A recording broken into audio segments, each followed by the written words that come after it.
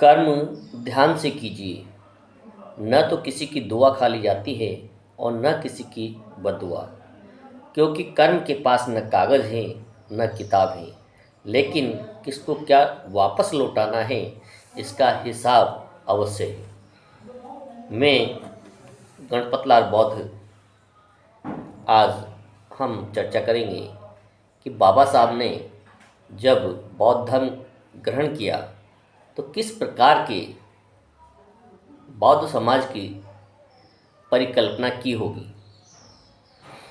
जब हम उनके इतिहास को पढ़ते हैं, उनके साहित्य को पढ़ते हैं, तो इससे हमें समझ सकते हैं कि बाबा साहब ने बौद्ध धर्म को वास्तविक रूप में नहीं अपनाया।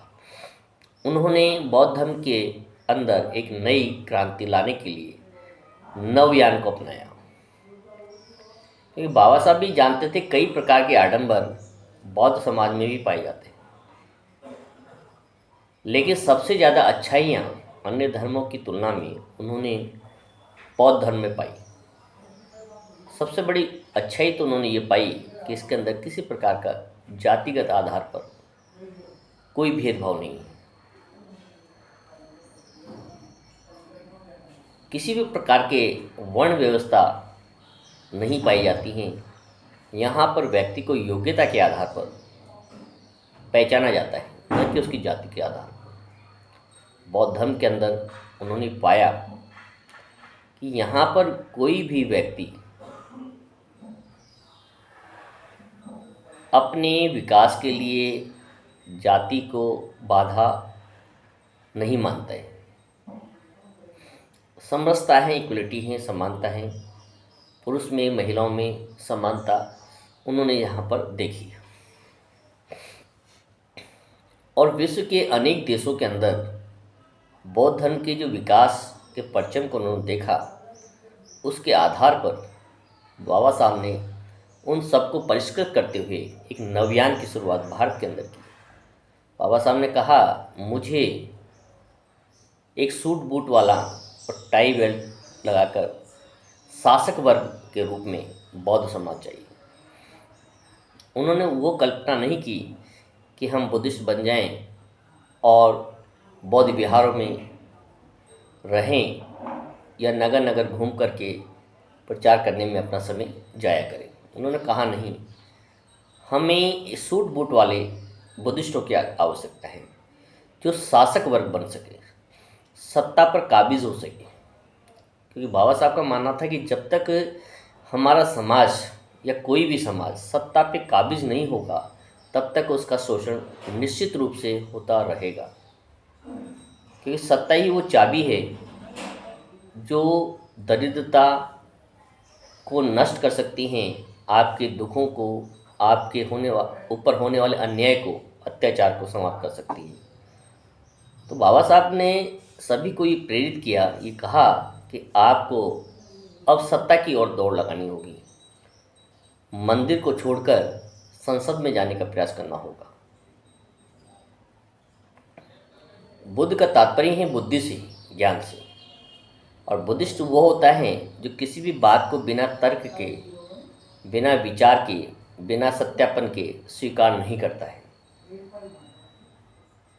इसे ही आस्तिक और नास्तिक के रूप में यदि हम देखें तो आस्तिक होना कोई अपराध नहीं है, लेकिन बिना ज्ञान के, बिना तर्क के, बिना बुद्धि के यदि कोई चीज़ को आप मान लेते हैं तो आप अंधविश्वासी हैं, आडंबरवादी हैं।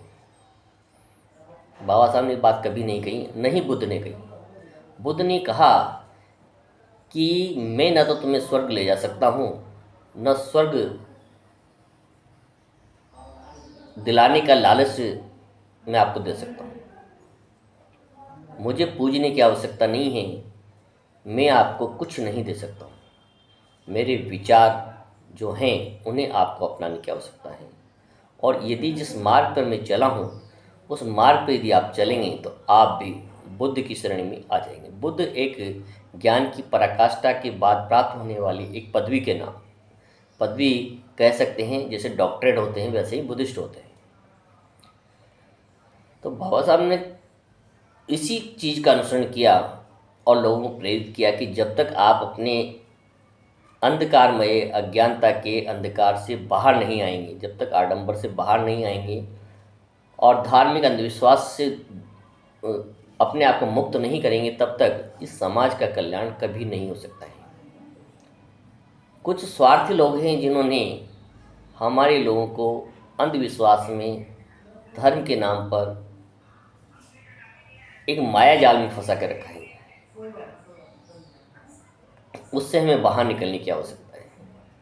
बाबा साहब ने यही कहा था कि हमें सूट बूट वाले लोग चाहिए और ऐसे लोग चाहिए जो सत्ता पे काबिज होने का जज्बा रखते हो। राजनीतिक शक्ति चाहिए और वो तभी मिल सकती हैं जब शिक्षा के क्षेत्र में आगे आएं, एकजुट होएं और संघर्ष करें। बाबा साहब ने कभी नहीं कहा कि आप मेरी मूर्तियां लगाएं, मेरी पूजा करें। बाबा साहब के अनुसार समाज बहुतायत में शिक्षित तो हो गया है और उन्होंने कई संगठन भी बना लिए हैं, लेकिन वो संगठित नहीं हो पाए।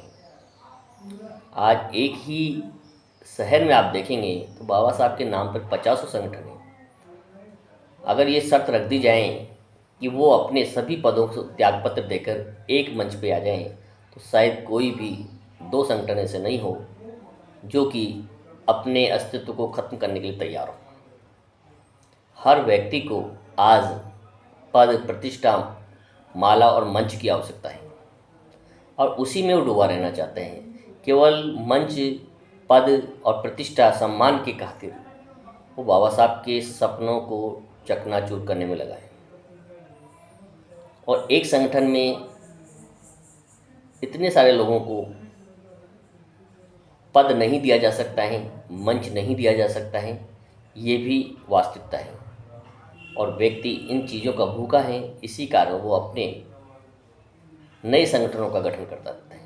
और यही इस समाज की प्रताड़ना का एक सबब है।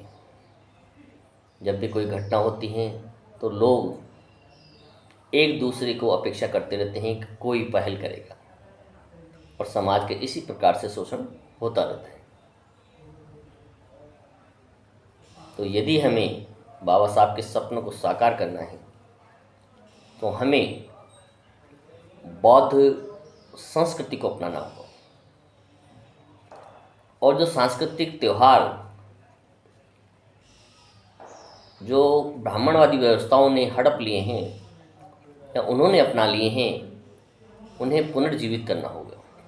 हमें अपने बच्चों को अपने परिवार के अंदर उन संस्कारों को वापस जागृत करना होगा और उन्हें उस संस्कृति से अवगत कराना होगा जो कि मूल निवासियों की वास्तविक संस्कृति थी, बुद्धिस्टों की संस्कृति थी। यदि आप कंपैरिजन रूप में आप अपनी संस्कृति को स्थापित नहीं कर पाते हैं तो आप उस व्यवस्था से नहीं लड़ सकते हैं। आज हमारा समाज संक्रमण के काल से गुजर रहा है। हर व्यक्ति ये तो मानता है कि अंधविश्वास है, आडंबर हैं, लेकिन उसका विरोध नहीं करना चाहता है। उससे स्वयं भी बाहर नहीं आना चाहता है। चाहे वो कई ग्रंथ पढ़ लें, कई प्रकार के तर्क दे लें, लेकिन जब उसके घर के अंदर जाके आप वास्तविकता में देखेंगे तो वापस वही पाएंगे कि 100% वही मनोवाद में डूबा हुआ है। तो आज के परिप्रेक्ष्य में अम्बेडकरवादी पुरुषों का होना आवश्यक तो है ही, लेकिन उससे दुगना महिला अम्बेडकरवादी होना अति आवश्यक हो गया है। क्योंकि समाज में सांस्कृतिक जो परिवर्तन, सामाजिक परिवर्तन है, वो महिलाओं के इर्द गिर्द घूमता है। समाज के अंदर, परिवार के अंदर यदि महिला चाह ले तो उस सांस्कृतिक कार्यक्रम को या उस अंधविश्वास को जड़ से मिटाया जा सकता है। और यदि वो महिलाएं इससे प्रभावित नहीं हैं, वो उसे नहीं मिटाना चाहती हैं, तो पुरुष चाहे कितने भी प्रयास कर लें, वो अपने घर से अंधविश्वास को, आडंबर को कभी नहीं मिटा सकते। तो मेरा ये मानना है कि यदि आपको समाज के अंदर सांस्कृतिक परिवर्तन लाना है, अंधविश्वास से बाहर लाना है, तो अम्बेडकरवादी महिलाओं को तैयार करना होगा और ये शुरुआत सबसे पहले आपको अपनी पत्नी, अपनी माँ, अपनी बहन, अपनी बेटियों से करनी होगी। तभी जाकर निश्चित रूप से समाज के अंदर सामाजिक सांस्कृतिक परिवर्तन आ सकता है और आपका कारवां जो बाबा साहब ने जो रास्ता दिखाया है उस रास्ते की ओर हम आगे बढ़ सकते हैं। अन्यथा ये संभव ही नहीं है कि आप केवल किताबें पढ़ लें और समाज के अंदर एक क्रांति ला दें, समाज में परिवर्तन ला दें, अंधविश्वास से बाहर निकाल लें। ये संभव नहीं है। तो हमारा प्रयास ये होना चाहिए कि घर घर तक बाबा साहब के जो बताए गए कल्चर हैं, संस्कृति हैं, उसे पहुंचाने की आवश्यकता है। बुद्धिज़्म को अपनाने की आवश्यकता है। उस कल्चर संस्कृति को घर तक लाने की आवश्यकता है और महिलाओं को, अम्बेडकर को समझाने की, जितनी भी बहुजन समाज के महापुरुष हैं उसे पढ़ने और समझाने की आवश्यकता है। और जिस दिन से समाज की महिलाओं के दिमाग में ये बात क्लियर हो गई कि जो आज तक वो अंधविश्वास में डूबी हुई हैं उसका कोई परिणाम नहीं है, कोई लाभ नहीं है, तो निश्चित रूप से सामाजिक परिवर्तन बहुत तेज़ गति से आएगा। और जिस दिन ये समाज अपने अनावश्यक होने वाले खर्चों से बच जाएगा, धार्मिक अंधविश्वासों से, आडंबरों से, मृत्यु भोज से, रसोइयों से, यात्राओं से बच जाएगा, तो वो अमूल्य जो पैसा है उसका वो शिक्षा पे खर्च होने लगेगा। और जो समाज शिक्षा पे सबसे अधिक खर्च करता है वो समाज कभी भी विकास की दौड़ से पीछे नहीं रह सकता है। लेकिन हमें और हमारे समाज को गलत दिशाओं की ओर ले जाने वालों की संख्या भरमार है। आप देखेंगे बड़े बड़े नेता, राजनेता धर्म को बचाने के नाम पर अपने ही मासूम बच्चों को उस भीड़ का एक हिस्सा बनाने में लगे हैं और अपने बच्चों को अच्छे से अच्छी यूनिवर्सिटी, विश्वविद्यालय में, विदेश में, कॉन्वेंट स्कूल में पढ़ाने पे बल देते हैं। उनके बच्चे कभी इन जुलूस रैलियों के अंदर नहीं दिखाई देंगे। लेकिन सबसे बड़ी संख्या हम लोगों की है, बहुजन समाज की है, और उन्हीं के बच्चे उसका हिस्सा होते हैं, उसकी शोभा होते हैं। क्योंकि उनको पता है कि यदि समाज को शिक्षा से अलग करना है तो इस तरह के आयोजन अनिवार्य हैं और इन आयोजनों में उलझाकर ही इस समाज को पीछे रखा जा सकता है, इसका शोषण किया जा सकता है।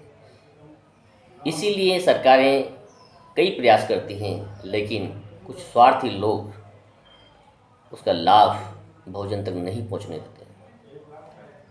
जानिए, समझें, पढ़ें, विचार करें, तर्क करें, उसके बाद किसी चीज़ को अपनाएं। आप किसको मानते हैं, किसको नहीं मानते हैं, किस प्रकार से पूजा करते हैं, ये आडंबर की श्रेणी में नहीं आता है। आडंबर का तात्पर्य वह है जो कि बिना सोचे समझे आप करते हैं और अपनी मेहनत की कमाई को अनावश्यक खर्चों में खर्च करते हैं और अपने बच्चे पैसों की कमी के कारण, आर्थिक तंगी के कारण शिक्षा से वंचित हो जाते हैं और वो पीढ़ी दर पीढ़ी मजदूर बनकर रह जाते हैं। यही हमारा दुर्भाग्य है।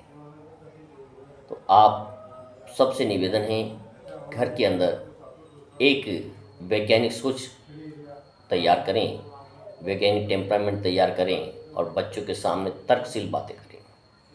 कभी भी उन्हें इस प्रकार की फालतू चीज़ों में न उलझाएं, ऐसे स्थानों पर, ऐसी यात्राओं में न ले जाएं जहां उनके सोचने समझने की, तर्क की शक्ति को खत्म कर दिया जाए। यदि हमें बाबा साहब के बताए गए मार्ग को अपनाना है और उस दिशा में समाज की मुक्ति चाहिए, तो निश्चित रूप से हमें शिक्षा को आत्मसात करना होगा और अंधविश्वास, आडंबरों से बाहर करना होगा और बौद्ध संस्कृति जो उन्होंने बताई है उसे घर तक पहुंचाना होगा और लागू करना होगा। तभी बच्चे देखेंगे और अपने अंदर सामाजिक और सांस्कृतिक परिवर्तन को कर पाएंगे। ये मेरे विचार थे। आपको कैसे लगे? आपको किसी की भावना को यदि ठेस पहुंची हो उसके लिए मैं आपको पहले से ही माफ़ी चाहता हूं। आपसे इस विचार के लिए हो सकता है किसी की भावनाओं को ठेस पहुंची हो, तो मुझे माफ़ करें। सभी को नमो बुद्धाय। जय हिंद।